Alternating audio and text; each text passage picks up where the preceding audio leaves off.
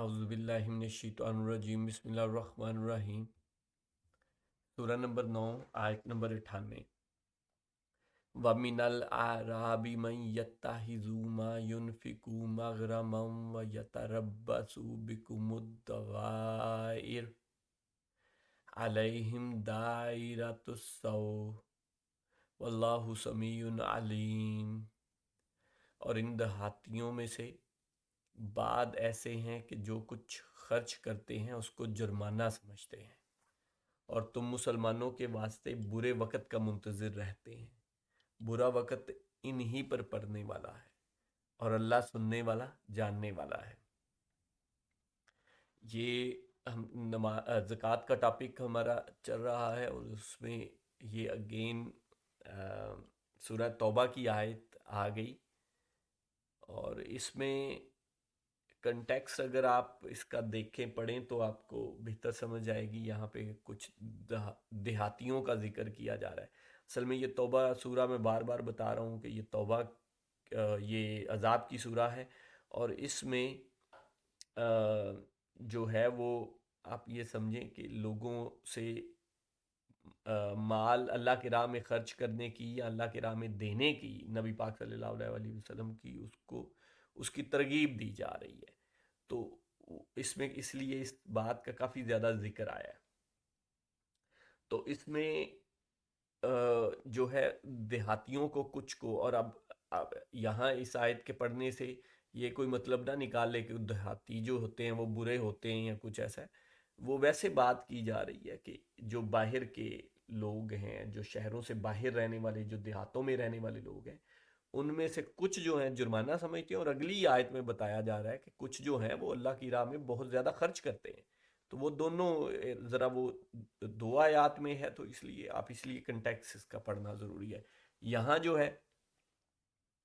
اگر اس آیت کو ہم پڑھیں، اور ان دیہاتیوں میں سے بعد ایسے ہیں کہ جو کچھ خرچ کرتے ہیں اس کو جرمانہ سمجھتے ہیں۔ اب یہ جو کچھ خرچ میں نے اس لیے یہاں پہ لیا ہے، ویسے تو میں نے بتایا تھا کہ ایک علیحدہ سے ٹاپک خرچ کرنے پہ، صدقہ خیرات پہ، وہ میں انشاءاللہ اس سے علیحدہ کر لیتا ہوں اس کو۔ لیکن کیونکہ زکوٰۃ بھی خرچ کرنے میں سے ہی آتی ہے اللہ کی راہ میں، وہ ایک فرض چیز ہے جو ضرور کی ضرور ادا کرنی ہے، تو اس کو جرمانہ نہیں سمجھنا چاہیے۔ اس آیت کی اس پہلی لائن سے یہی مطلب نکل رہا ہے۔ مینز یہاں یہ پورٹرے کیا جا رہا ہے کہ وہ اس کو جرمانہ سمجھتے ہیں، تو وہ غلط کرتے ہیں، کیونکہ وہ غلط لوگ ہیں۔ ان کی آگے بھی ڈیٹیل بتائی جا رہی ہے، اس سے پچھلی آیات میں بھی ان کی ڈیٹیل بتائی گئی ہیں، تو اس لیے میں نے کہا کہ کنٹیکس سمجھنا ضروری ہے۔ تو جرمانہ نہیں سمجھنا چاہیے، تو کیا سمجھنا چاہیے؟ وہ ہم انشاءاللہ بڑی ڈیٹیل میں آگے پڑھیں گے۔ اللہ پاک نے بڑی اس بارے میں تو بہت زیادہ بات کی ہوئی ہے کہ وہ جو ہے یہ آپ کے مال کو بڑھاتا ہے، ہم الٹا اس کو جرمانہ سمجھتے ہیں، حالانکہ وہ اسی مال کو آپ کے کو بڑھاتا ہے۔ اور یہ ہے کیوں، اس کی لاجک کیا ہے؟ آج وہ بھی زکوٰۃ کی میں نے شاید شروع میں نہیں کی، کرنی چاہیے تھی۔ بہرحال کیوں ہے یہ صرف اس لیے، یہ زکوٰۃ اس لیے ہے کہ جو اللہ پاک نے اسی قرآن پاک میں فرمایا کہ ہم نے تمہیں مختلف صلاحیتوں کے ساتھ پیدا کیا ہے، اور اس کی آگے وجہ بھی دے دی، اس لیے کہ تم ایک دوسرے سے کام لے سکو۔ وجہ بھی اسی آیت میں وہیں بتا دی کہ اس لیے تاکہ تم ایک دوسرے سے کام لے سکو۔ اب یہ ایک اللہ پاک نے اوورآل اپنی سکیم بتائی، مطلب بہت بڑی وہ آیت ہے جس میں اوورآل سکیم بتائی کہ انسانوں میں یہ جو ہم فرق دیکھتے ہیں اور ہم اس میں کویسچن میں پڑ جاتے ہیں، اس کا تو اللہ پاک نے قرآن پاک میں جواب دے دیا ہے، لاجیکل جواب دیا، اور اتنا لاجیکل جواب ہے کہ جس کی حد نہیں۔ کہ دیکھیں جواب بھی دے دیا ہے جو عام ہمیں یہ ہمارے ذہنوں میں آتا ہی ہے نا، کہ دیکھیں کئی لوگ ہیں وہ اس طرح کے اتنے تیز نہیں ہوتے، کئی لوگ ہوتے ہیں وہ اتنے زیادہ ان کی میموری یا ان کا ذہن اتنا کام نہیں کرتا، کئی لوگ ہوتے ہیں جو وہ آگے نہیں بڑھ پاتے۔ تو مطلب اللہ نے ہم یہ سوچتے ہیں نہیں جی انسان کو یہ تو ظلم کیا، کوئی ایسا ہے کوئی ایسا ہے، نہیں، اللہ پاک نے اس کو خود قرآن پاک میں ایکسپلین کیا ہے کہ یہ اللہ پاک نے خود کیا ہے، اور اس کی وجہ بھی بتا دی، اس لیے کہ تم ایک دوسرے سے کام لے دو۔ اب اس پارٹ کو سمجھتے ہیں کہ ایک دوسرے سے کام مطلب وجہ کیوں ہے یہ، تو آپ خود حساب لگائیں، اگر سب کا ایک ہی لیول ہوتا، سب اللہ پاک کے اختیار میں تو سب کچھ ہے، وہ تو سب کو ایک جیسا بھی بنا سکتے تھے، تو اگر ایک جیسے ہوتے سارے ہی، فار ایگزامپل ارسطو ہوتے، تو آپ کی گلیوں کی صفائی یا آپ کی نالیوں کی صفائی یا اس طرح کے جو مزدور، یا مطلب فار ایگزامپل گھر بنانے کے لیے مزدور، یا آپ کی جوتیاں بنانے کے لیے، یا کوئی ترخان، یا مطلب کوئی لکڑی کی چیز بنانے کے لیے، تو وہ کون کام کرتا؟ آپ ذرا اس پہ سوچئے گا کہ اس سے لاجیکل بات اور کیا ہو سکتی ہے، کہ آپ اس پہ بیٹھ کے ذرا سوچئے گا نا کہ وہ کام پھر کون کرتا؟ اگر سارے ہی ارسطو اور افلاطون ہوتے یا آئنسٹائن ہوتے، تو وہ والے کام کون کرتا پھر؟ کسی نے چوز ہی نہیں کرنا تھا، اور ایک دوسرے کے ہم کام کر ہی نہیں پانے تھے، مینز ایک ایکو سسٹم نہیں بننا تھا، کہ کچھ لوگوں کو صلاحیتیں، اور میں یہ بار بار کہتا ہوں ان کو جتنی صلاحیتیں دی گئی ہیں ان کا امتحان بھی اتنا ہی ہوگا۔ اگر کوئی چرواہا ہے اور ساری عمر وہ بیچارہ اسی میں ہی وہ اپنے مال مویشی میں ہی لگا رہا ہے، اور اس کو اپرچونٹیز اتنی زیادہ پڑھنے کی اور فلسفی اور ذہن لڑانے، تو وہ اور قرآن کو اس پہ اس طرح غور کرنے کا اس کو نہ ہی موقع ملا ہے، نہ ہی اس کے پاس اتنا ذہن ہے، نہ ہی اس کو اتنا ڈیولپ ہوا ہے، نہ کیا گیا ہے، نہ اس نے خود کی ہے، تو اس کا حساب بھی اتنے ہی اسی میں سے ہی ہوگا۔ اس کا یہ نہیں ہوگا کہ جیسے کہ بھئی تم نے آ کے دوسروں کو تبلیغ کیوں نہیں کی، ویڈیوز بنا کے سکھایا کیوں نہیں، یہ نہیں کیا، اس کو یہ نہیں پوچھا جائے، اس کا حساب اسی میں ہی ہے کہ تمہیں جو دیا گیا تھا، کیا اس میں تم نے کبھی کسی سے بیٹھ کے پڑھنے سمجھنے کی کوشش کی، اپنا تھوڑا سا ٹائم نکالا اس کے لیے یا نہیں نکالا؟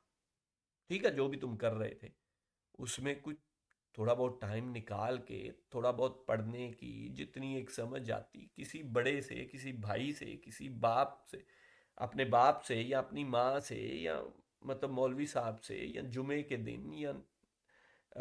ویسے مسجد میں جا کے تھوڑا ٹائم نکال کے کوشش کی تھی؟ کوشش کا پوچھا جانا ہے، وہ تو سب کر سکتے ہیں نا، اس میں تو کوئی کسی کو عذر، میں بار بار یہ ایکسپلین کر چکا ہوں پہلے بھی، کہ کوشش میں تو کوئی عذر اپنا بیان پیش کر ہی نہیں سکتا نا، کہ میں نے کوشش نہیں کی، وہ تو آپ کے اپنے ہاتھ، کوشش کرنا تو ہے نا آپ کے ہاتھ، اس کا انجام نکالنا، اس کو کام کو پورا کرنا، اس کا رزلٹ نکالنا آپ کے ہاتھ میں نہیں ہے، وہ اللہ کے ہاتھ میں ہے، بار بار ہم قرآن پاک میں پڑھتے ہیں، لیکن کوشش کرنا انسان کے ہاتھ میں اللہ نے دیا ہے، وہ آپ کے ہاتھ میں ہے، وہ آپ کے اختیار میں ہے، آپ اٹھ کے ابھی اٹھ کے جا کے وضو کر کے نماز پڑھ سکتے ہیں، یہ اللہ نے آپ کے اختیار میں دیا ہے، آپ ابھی اٹھ کے جا کے قرآن پاک کو کھول کے اس کو پڑھنے کی کوشش کر سکتے ہیں، یہ آپ کو اللہ نے اختیار دیا ہے، اور ہمارے پاس ایک ایوریج لائف میں 60-70 سال زندگی ہوتی ہے، اس میں آپ کو ڈیلی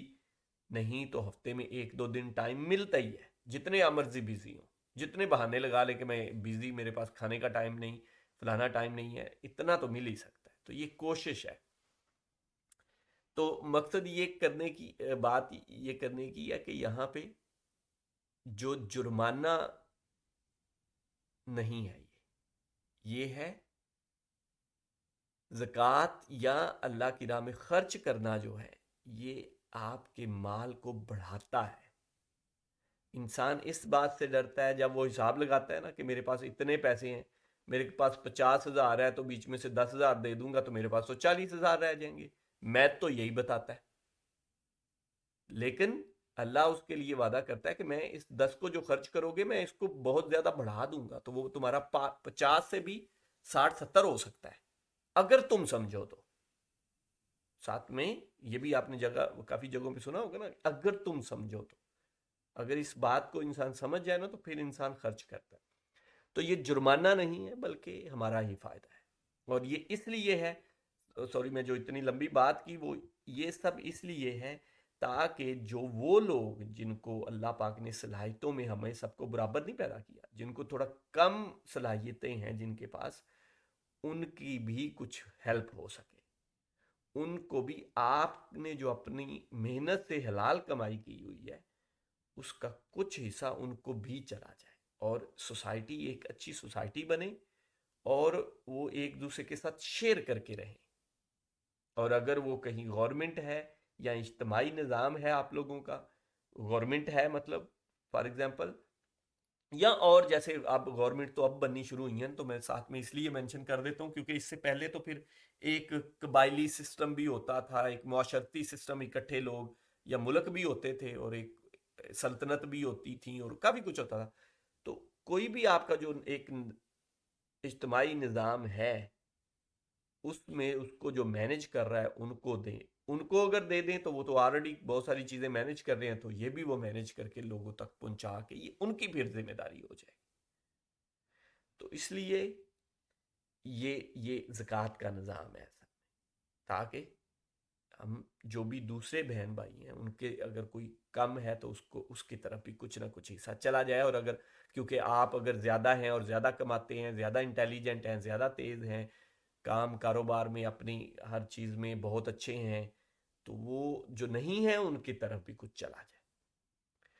ये मेन मकसद है। अच्छा, और आगे, और तुम मुसलमानों के वास्ते बुरे वक़्त का मुंतज़िर रहते हैं,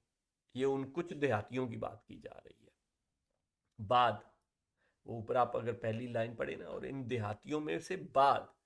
तो बाद की बात हो रही है, इससे अगली आयत में ही बाकी बात जो बाकी के हैं उनकी बात हो रही है कि वो बड़े अच्छे हैं, बड़ा खर्च करते हैं, अल्लाह ताला का कुर्ब हासिल करने के लिए खर्च करते हैं। तो वो आप खुद पढ़िएगा इंशाल्लाह, हम वो वैसे भी दूसरे टॉपिक में करेंगे वो आयत। अच्छा, बुरा वक़्त इन ही पर पड़ने वाला है और अल्लाह सुनने वाला और जानने वाला है। मीन्स ये जो मुसलमानों के लिए बुरे वक़्त के मुंतज़िर हैं इन्हीं पे पड़ेगा बुरा वक़्त,